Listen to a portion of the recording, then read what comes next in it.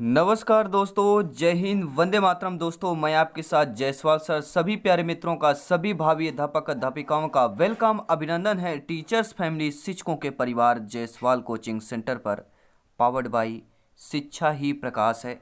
दोस्तों बात करने वाले हैं आज के चैप्टर की बुद्धि इंटेलिजेंस की बात करने वाले हैं। पूरा डिटेल के साथ बात करेंगे, विथ ट्रिक की बात करेंगे, समस्त परिभाषाओं की बात करेंगे, एक एक पॉइंट की बात करेंगे, क्योंकि यहाँ से आपको पता है 2 से 3 नंबर क्लियर होने वाले हैं। तो वीडियो बहुत ही इंपॉर्टेंट है। अगर 2-3 नंबर ये इंपॉर्टेंट फिक्स करना है तो वीडियो को अंत तक जरूर देखिएगा, ठीक है दोस्तों।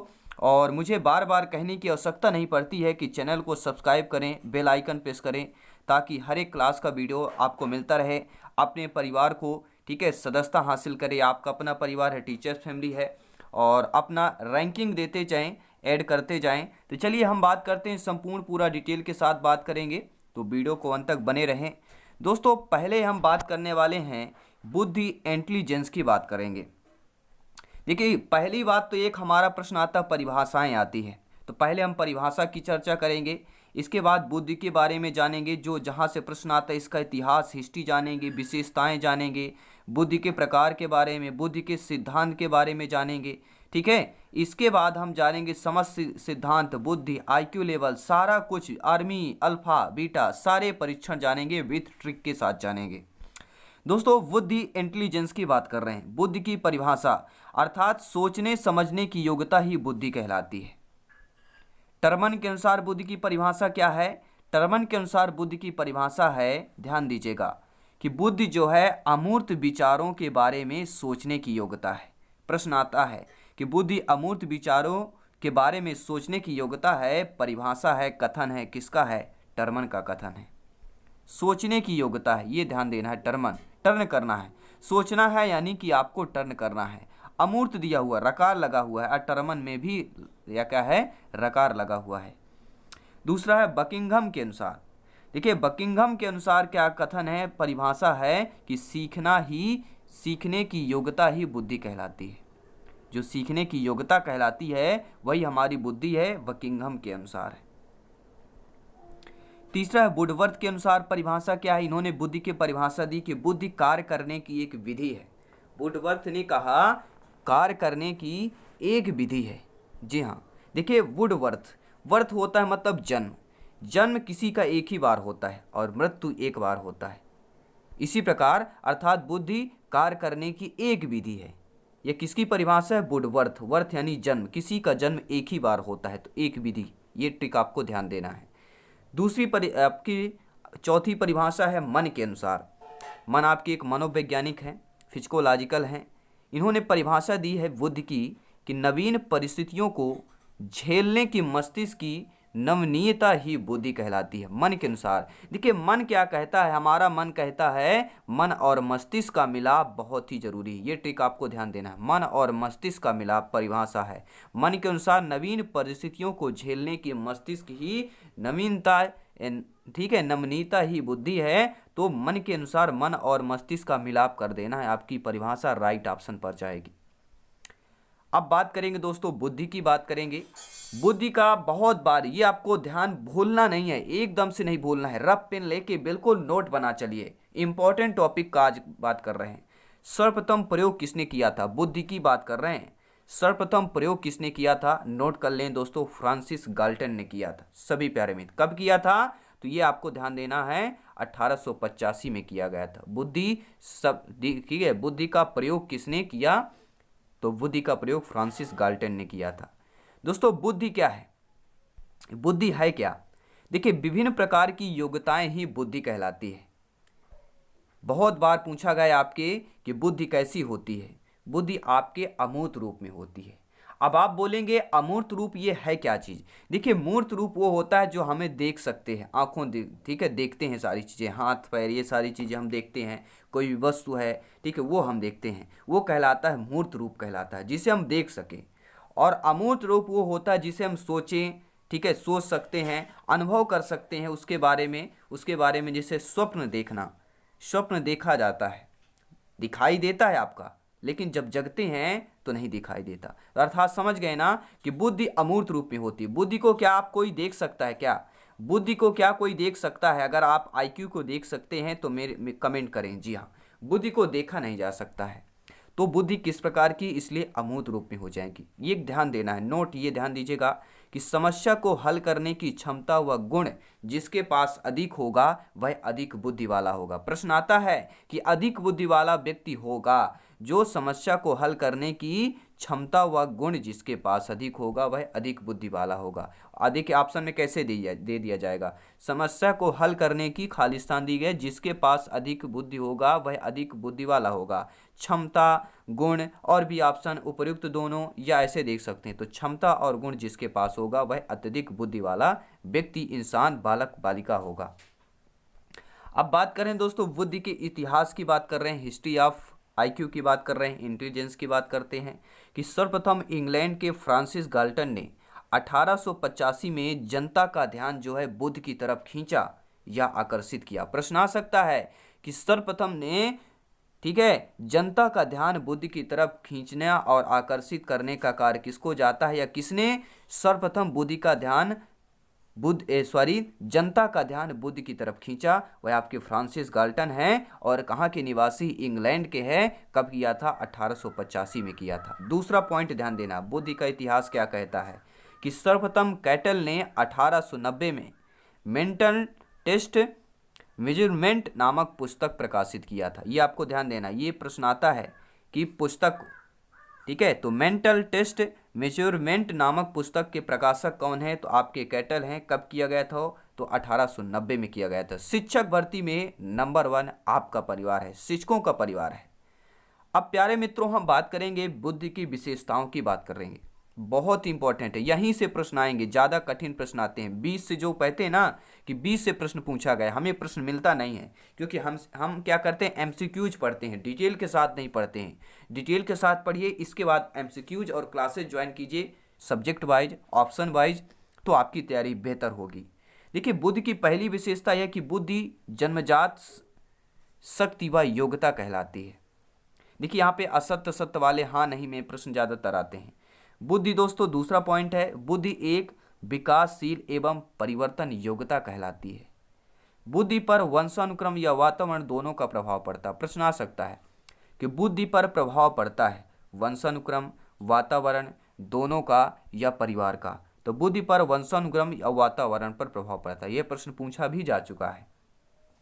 चौथा विशेषता है, बुद्धि पर वह परिस्थितियों के अनुसार बदलती रहती है। तो बुद्धि क्या है? जो परिस्थितियां होती है उसके अनुसार बदलती रहती है। ये प्रश्न आ सकता है कि बुद्धि बदलती है, बुद्धि किसके अनुसार बदलती है? तो परिस्थितियों के अनुसार बदलती है। बुद्धि आयु व परिस्थितियों के अनुसार बदलती रहती है। बुद्धि आयु और परिस्थितियों के अनुसार बदलती रहती है। उचित प्रकार से उत्तर देना, तर्क वितर्क करना, चिंतन, कल्पना आदि योग्यता ही बुद्धि है। प्रश्न आ सकता है कि योग्यता ही बुद्धि है, और ऑप्शन दे दिया गया, उचित प्रकार से उत्तर देना, तर्क वितर्क करना, चिंतन, कल्पना, तीनों ऑप्शन दे दिए गए। चौथा में दे दिया जाएगा उपयुक्त सभी। तो आपका उपयुक्त सभी वाला ऑप्शन सही हो जाएगा कि उचित प्रकार से उत्तर देना, तर्क वितर्क करना, चिंतन, कल्पना आदि योग्यता ही जो है बुद्धि कहलाती है। और सीखने की योग्यता ही बुद्धि कहलाती है। यह अपने ऊपर परिभाषा भी दे दी गई थी कि प्रत्येक वातावरण में समायोजन स्थापित करने की योग्यता ही बुद्धि कहलाती। जो वातावरण होता है, कहीं भी जाएं बालक या बालिका, हम उस वातावरण में अनुकूलित हो जाते हैं, उस वातावरण में हम समायोजित स्थापित कर लेते हैं, तो वही योग्यता जो होती है उनमें, जो व्यक्ति में, बालक बालिकाओं में, वही बुद्धि कहलाती है, वही इंटेलिजेंस कहलाता है। अनुभव से लाभ उठाने की योग्यता ही बुद्धि है। अगर आपके पास अनुभव मिला है, ठीक है, शिक्षा भर्ती में तैयारी में, ये नहीं देखना कि हमने पिछले बार, ठीक है, टीटी एग्जाम में क्वालिफाइड नहीं किया है, ये आपके पास अनुभव है पुराना, वो अनुभव का फायदा, प्रॉफिट लेना ही योग्यता बुद्धि कहलाती है। 10वीं विशेषता ध्यान दीजिएगा, टॉप 10 विशेषताओं में से अमूर्त विचारों के बारे में चिंतन करने की योग्यता ही बुद्धि। अमूर्त हमने क्या, जो दिखाई न दे वही अमूर्त है, और उसके विचारों के बारे में चिंतन करने की योग्यता ही बुद्धि कहलाती। ये महत्वपूर्ण 10 विशेषताएं थे।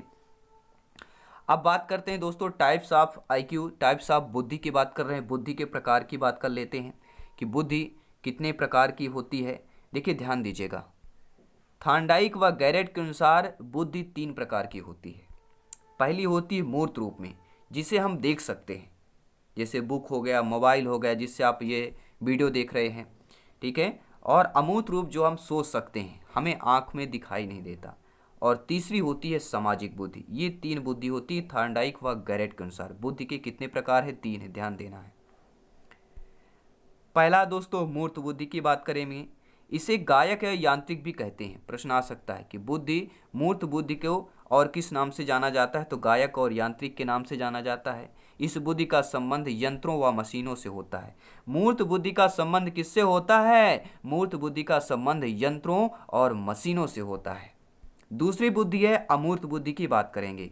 इस बुद्धि का संबंध पुस्तकीय ज्ञान से होता है। प्रश्न आ सकता है किस बुद्धि का संबंध जो है पुस्तकीय ज्ञान से होता है? ऑप्शन दे दिया गया, मूर्त, अमूर्त, सामाजिक या इनमें से कोई नहीं या उपरोक्त सभी।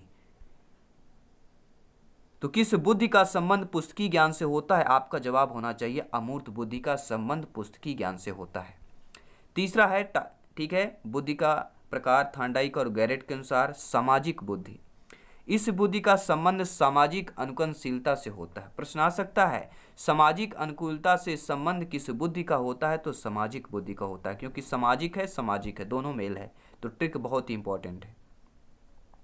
अब देखेंगे दोस्तों बुद्धि के सिद्धांत की बारे में बात कर लें। यहाँ से बहुत ही इंपॉर्टेंट टॉपिक की बात कर रहे हैं। सभी प्यारे मित्र ध्यान से देखें। जी हाँ, सभी मित्रों को जय हिंद, वंदे मातरम, इंकलाब जिंदाबाद। एनर्जी डाउन नहीं करना है, मोरल मोटिवेशन बरकरार रखना है और सिलेक्शन सरोपरि पाना है, क्योंकि हमारा जो टारगेट है आउट ऑफ 150 में से 125 प्लस का टारगेट, ठीक है, क्रैक करना और सिलेक्शन का रास्ता यहीं से तय करेंगे।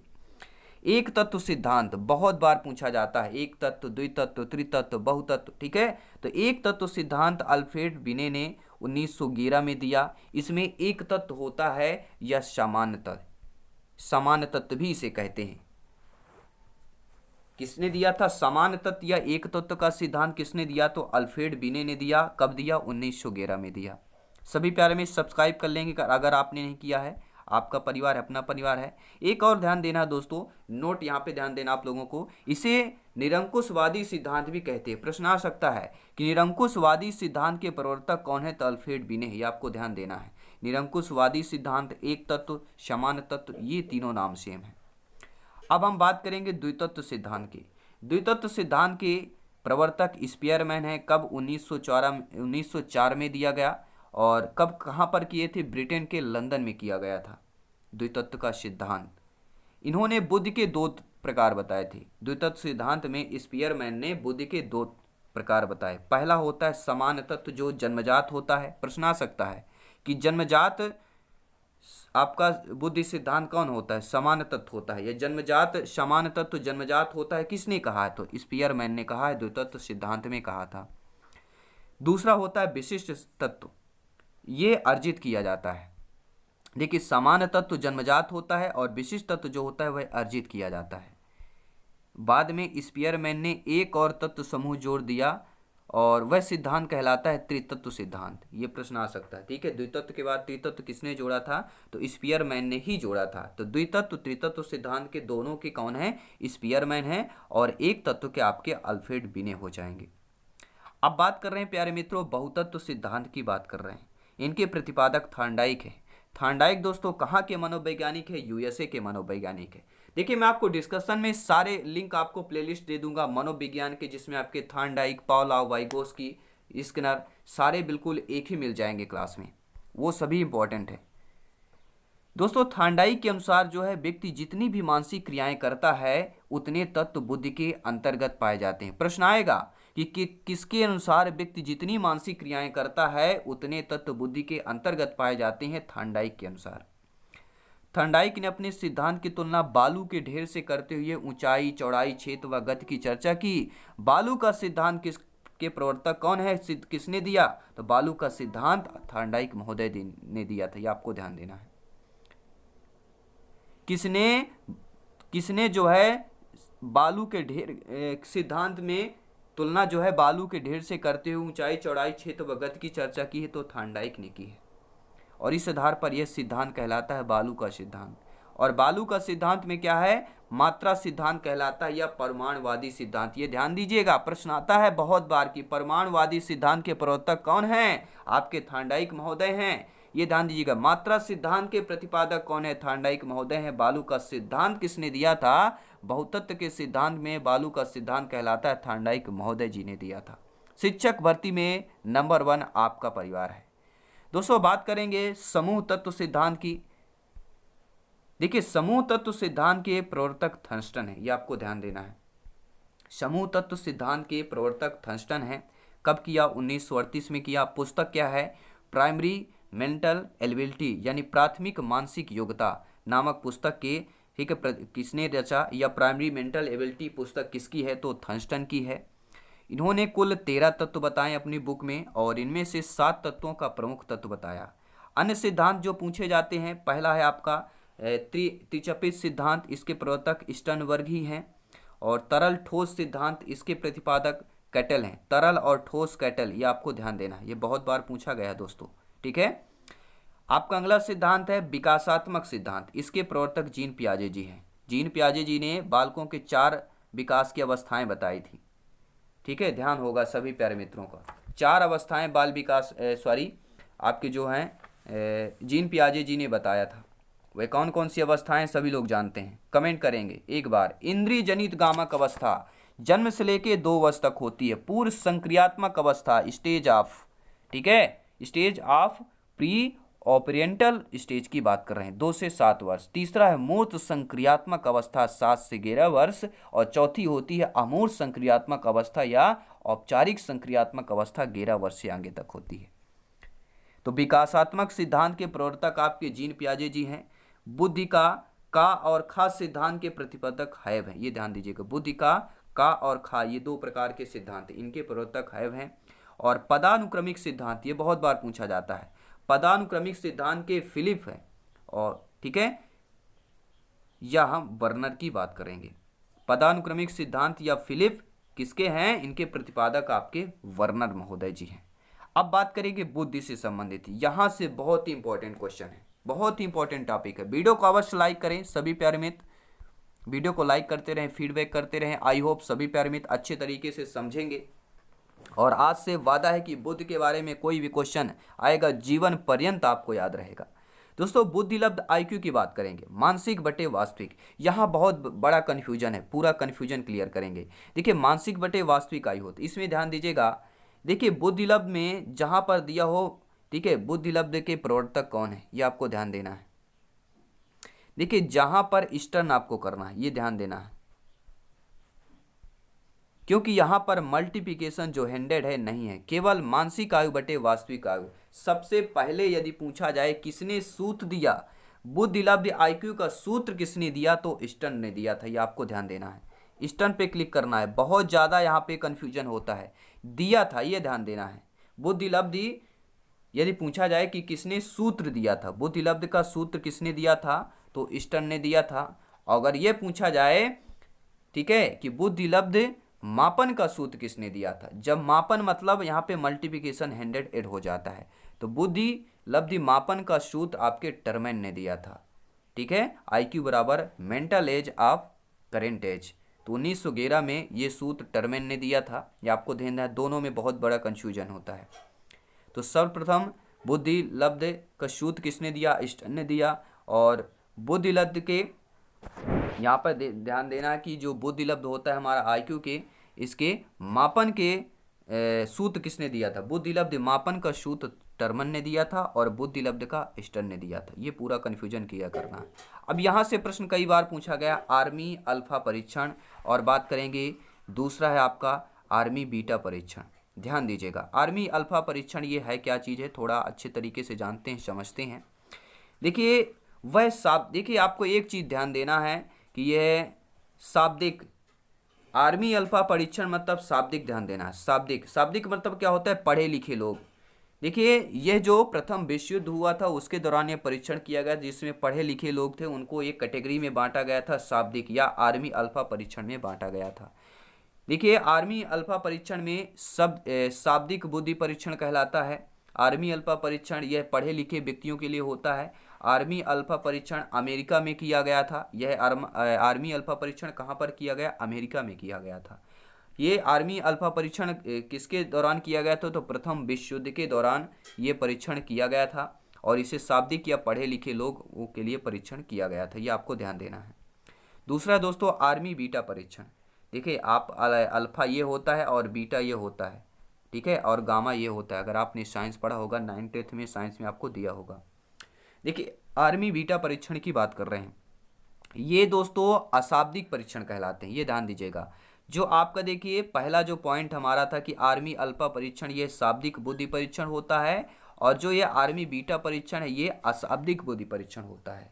पढ़े लिखे प्लस अनपढ़ लोग दोनों के लिए होता है, और इसमें शब्दों का महत्व नहीं होता है क्योंकि अनपढ़ लोग इसमें शामिल होते हैं, और ये भी अमेरिका में ही इसका परीक्षण किया गया था। तो आर्मी अल्फा आर्मी बीटा परीक्षण के में जान लिया आपने, बहुत ज़्यादा प्रश्न आता है। अब बात करते हैं बुद्धि मापन की बात करते हैं। दीदी देखिए दोस्तों, बुद्धि मापन को सफल बनाने वाले कौन है, तो बिने हैं। सबसे पहले बुद्धि का परीक्षण किसने दिया, बुद्धि ने दिया, और बुद्धि मापन का काल 1905 से 1911 तक है। देखिए बुद्धि के मापन काल के बारे में जान लेते हैं, ध्यान दीजिएगा यहाँ पर। देखिए सर्वप्रथम जो है बुद्धि का मापन जो है शरीर के आधार पर 1905 में किया गया। मानसिक आयु के आधार पर बुद्धि का मापन 1905 से 11 में किया गया, और बुद्धि लब्धि IQ के आधार पर 1911 के बाद किया गया था। देखिए सभी प्यारे मित्र जानते हैं कि मानसिक शब्द का प्रयोग बिने ने किया। बिने से पहले बुद्धि का मापन शरीर के आधार पर किया जाता था। पहले बिने के पहले बुद्धि का जो मापन है किस पर किया जाता, तो शरीर के आधार पर किया जाता था। और बिने के मरने के बाद बुद्धिलब्ध साल आया। जब बिने नहीं रहे तो उसके बाद बुद्धिलब्ध का आया। पहले क्या चलता था, शरीर के आधार पर बुद्धि, फिर मानसिक के आधार पर, फिर आपका आया, ठीक है, बिने के बाद बुद्धिलब्ध आए। तो शरीर के आधार पर सबसे पहले बुद्धि को मापन किसने दिया था, ये जो 1905 के पूर्व पहले जो शरीर के आधार पर बुद्धि का मापन देने वाले आपके कोई नहीं, लेवेस्टर हैं, ध्यान दीजिएगा, ठीक है। लेवेस्टर ने शरीर के आधार पर बुद्धि का मापन बताया। मानसिक आयु के आधार पर बुद्धि का मापन किसने दिया, तो बिने ने दिया था, ये आपको ध्यान देने हैं। और IQ बुद्धिलब्ध तो सभी लोग जानते हैं, टर्मन की बात करेंगे। तो ये था दोस्तों बहुत ही इंपॉर्टेंट टॉपिक। आपको कैसा लगा नीचे कमेंट बॉक्स में फीडबैक जरूर करें। अगर आपको चाहिए बुद्धि लब्धि से संबंधित महत्वपूर्ण MCQs, अगर आपको चाहिए टॉप 50 या जितने भी अभी तक पूछे गए हैं संभावनाएं हैं, अगर आपको MCQs करना है तो नीचे कमेंट बॉक्स से जरूर बताएं। तो MCQs हम नेक्स्ट जो टॉपिक रहेगा, क्लासेज रहेगी, सेशन रहेगा, ठीक, नेक्स्ट डे में, तो उसमें महत्वपूर्ण क्वेश्चन लेकर आएंगे। और साथ ही साथ दोस्तों अगर चैनल पे पहली बार विजिट कर रहे हैं तो सब्सक्राइब जरूर करें ताकि लेटेस्ट नोटिफिकेशन आपको मिलता रहे। आपका अपना परिवार है और यहाँ TT से संबंधित आपके क्लासेज मिलेगी।